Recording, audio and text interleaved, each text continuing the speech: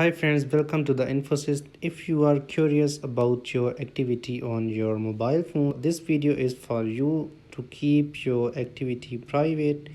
Just tap on settings here. After that, scroll down a little bit and here you will find an option privacy and security. Tap on that.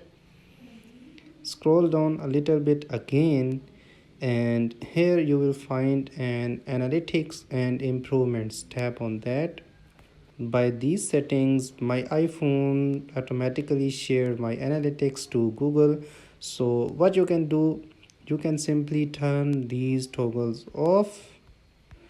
So in this way, your mobile phone can't share your analytics with Google. So this is pretty simple. You can also go back and tap on Apple advertisement. You can see I have turned this off. You can simply turn on and off. So by that way Google can't track your iPhone. So this is pretty simple and easy for you if you want your activities private.